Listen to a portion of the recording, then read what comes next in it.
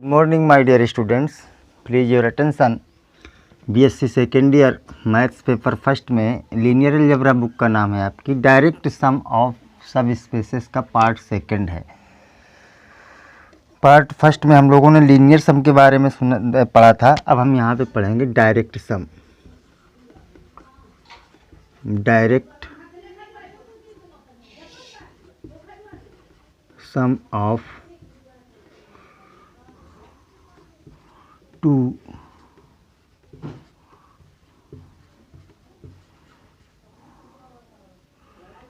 सब spaces. Direct sum of two subspaces. अब यहाँ पे टू सब स्पेसेस, तो टू सब स्पेस ले पहले। Let W1 and W2 be to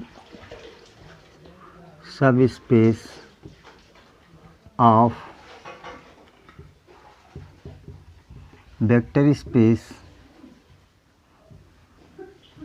BF, vector space BF such that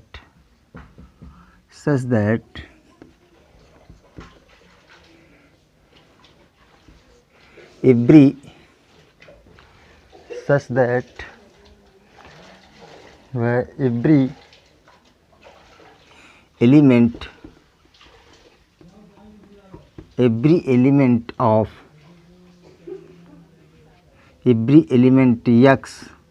of V, every element X of V can be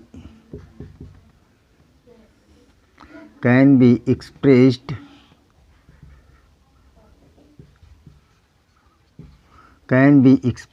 as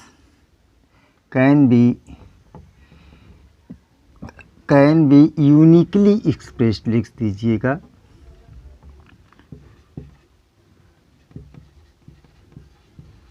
uniquely expressed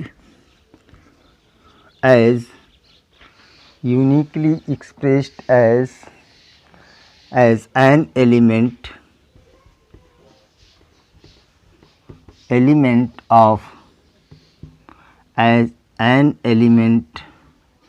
X1 of W1 and an element X2 of W2, that is X equal to X1 plus X2। इसका मतलब क्या हुआ कि आप जो है आप इसके दो सब स्पेस लिए, किसके? वेक्टर स्पेस BF के। अब इस वेक्टर स्पेस का प्रत्येक element every element X of V, यानी इसका प्रत्येक एलिमेंट V का लीजिएगा और उसको हम ऐसे लिख सकते हैं कि X1 प्लस X2, जहाँ पे X1 belongs to W1 and X2 belongs to W1। तो आप कह सकते हैं कि जो है ये डायरेक्ट सम है। तो ये जो अब आप ऐसे then V is set to the, then यदि ये कंडीशन है then V is set to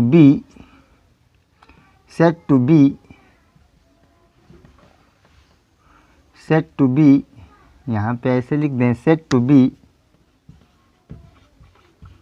direct sum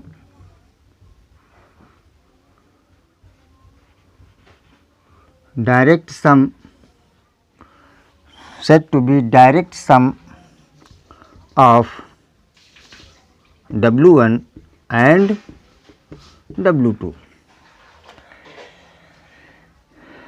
लेकिन अब इसको अगर हम प्रूफ करना चाहेंगे तो प्रूफ करने के लिए क्या क्या कंडीशंस होनी चाहिए, और इसको हम एक दूसरी तरह से भी डिफाइन कर सकते हैं, जो है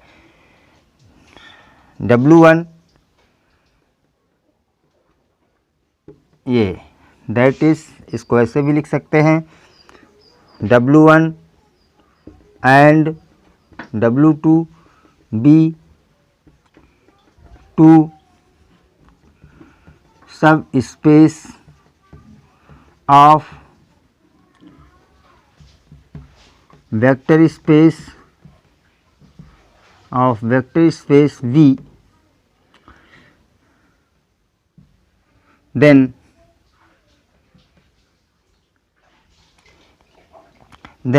V is said to be direct sum of W1 and W2 if first condition and second condition W1 be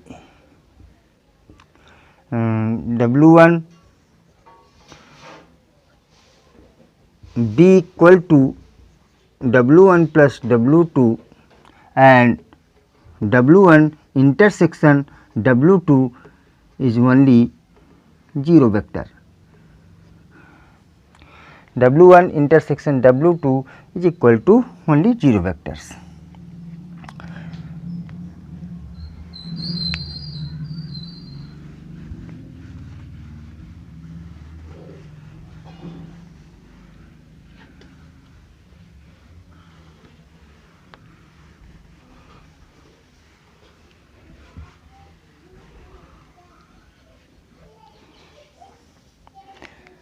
It is denoted as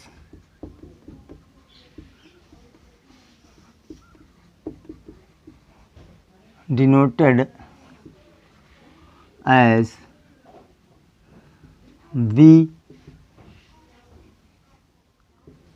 equal to W1 direct some circle के अंदर plus V equal to W1 W2, यानी इसको पढ़ते हैं direct sum V is equal to W1 direct sum W2, यानी V is a direct sum of W1 and W2.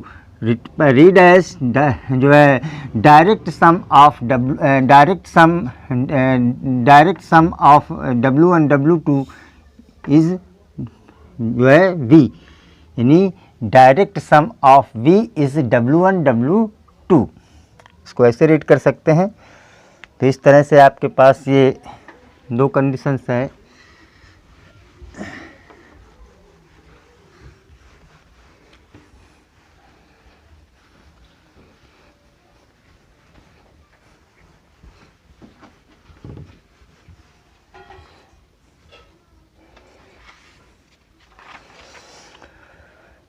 Now अब देखते हैं कि एग्जाम्पल लेते हैं.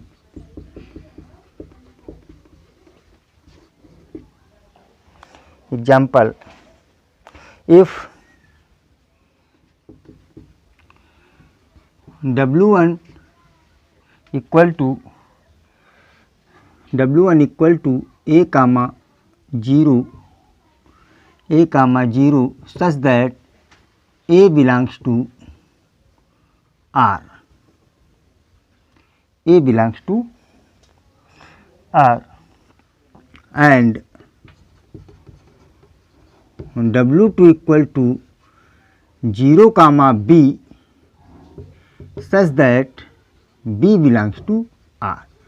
इस तरह से आपने दो ये सब spaces, if this and this is ए सब space of V, is a subspace of V, then prove that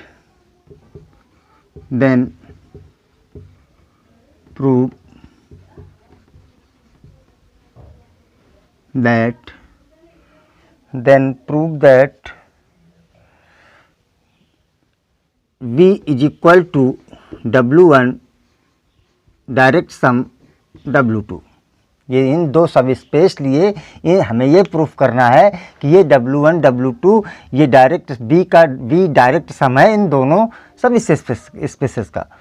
तो यहाँ पे सॉल्यूशन देखते हैं।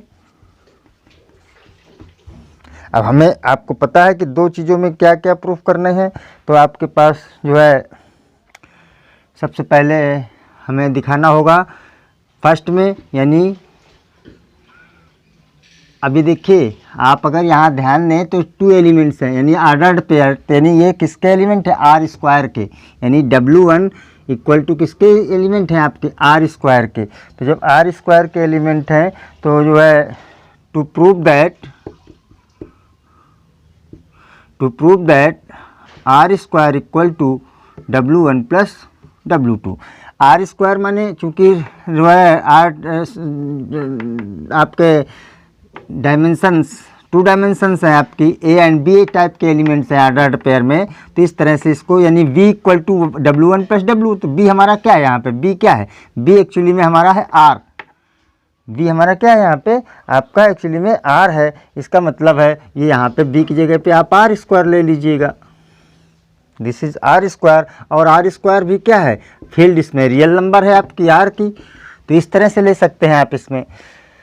तो आर स्क्वायर पहले सबसे पहले प्रूफ करना है हमको, R square equal to W1 plus W2। तो इसके लिए हम क्या करेंगे, देन इसको लेंगे आप जो है A प्लस B AB, ये ऑर्डर्ड पेयर लिया आपने। अब इस ऑर्डर्ड पेयर को आप लिख सकते हैं A0 plus 0B,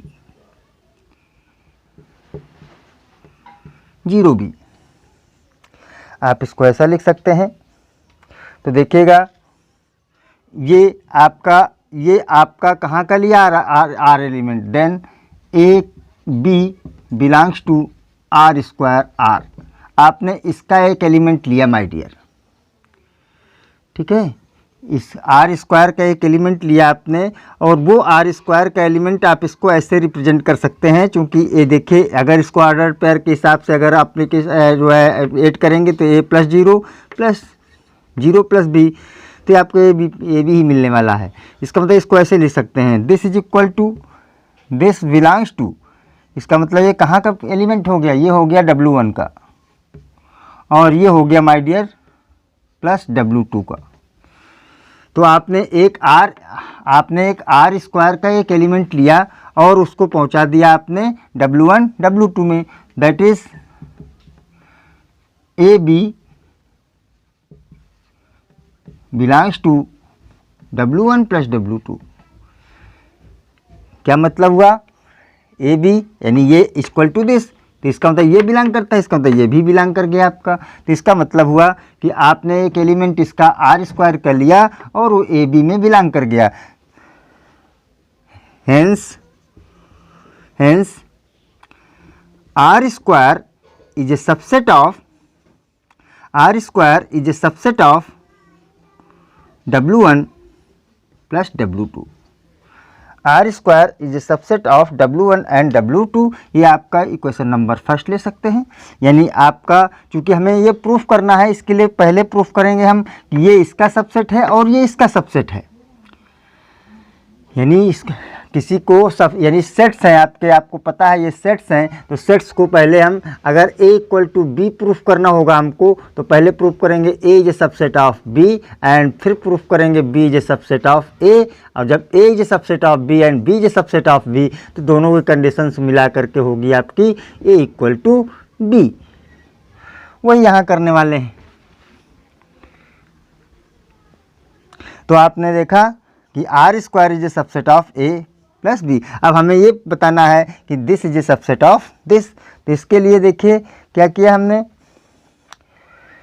W1 W2 जो है आपके पास ऐसे उल्टा ले लीजिए इसका, यानी A0 plus 0B belongs to W1 plus W2। W1 belongs to W2। अब देखिएगा this is equal to this implies that, अब अगर इसको ऐसे सॉल्व करेंगे तो मिल जाएगा A and B belongs to A and B belongs to R square R में। जो कि ए ये मिलेगा आपको, ए एंड बी सॉल्व होकर के आ जाएगा, और ए और बी तो ए बी किस टाइप के एलिमेंट है, आर स्क्वायर के एलिमेंट है, this belongs to this, hence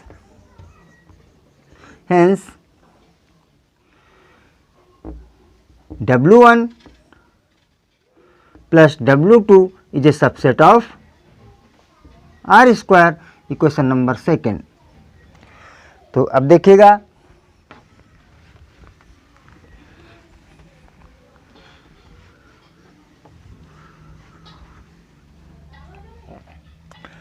from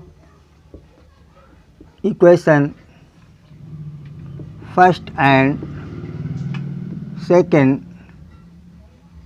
we get, first and second से क्या हमने प्राप्त किया, R square R is equal to W1 plus W2, ये आपका फर्स्ट रिजल्ट मिला W1 प्लस W2। अब सेकेंड में कंडीशन है my dear, to prove that जो है W1 intersection W2 is equal to only this type, चूँकि उसके आपके ऑर्डर्ड पेयर में एलिमेंट्स हैं तो ऑर्डर्ड पेयर में हो जाएंगे आपके, हमें ये चीज़ अब प्रूफ करनी। तो यहाँ पे देखिएगा अब जो है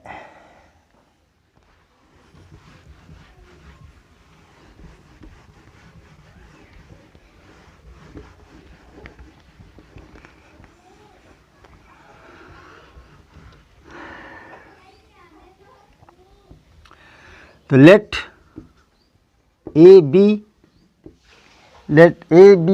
belongs to W1 intersection W2।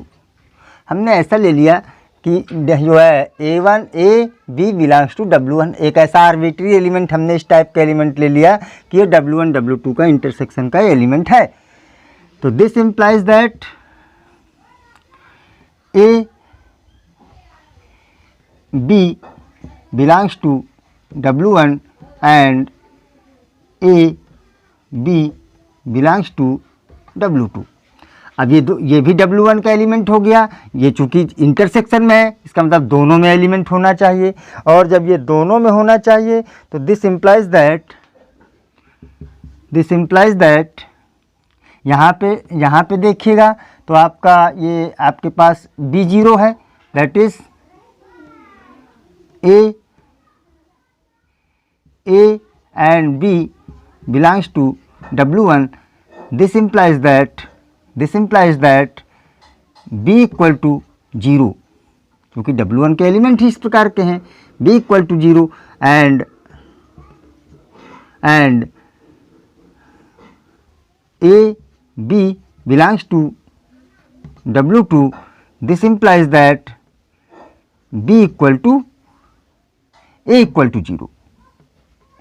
चूँकि इसके W2 के एलिमेंट किस प्रकार के हैं, W2 के एलिमेंट आपके 0 B टाइप के हैं आपके, तो इसका मतलब A0 होना ही पड़ेगा आपका। ओके, तो यहाँ पे A equal to 0 and B equal to 0, then 10 we have, अब A इक्वल टू 0 हो गया, B इक्वल टू 0 हो गया, इसका मतलब जब A इक्वल टू भी 0 हो गया, B इक्वल टू 0 हो गया, A equal to 0 equal to B, then या hence 0, 0 belongs to W1 intersection W2, W1 intersection W2। therefore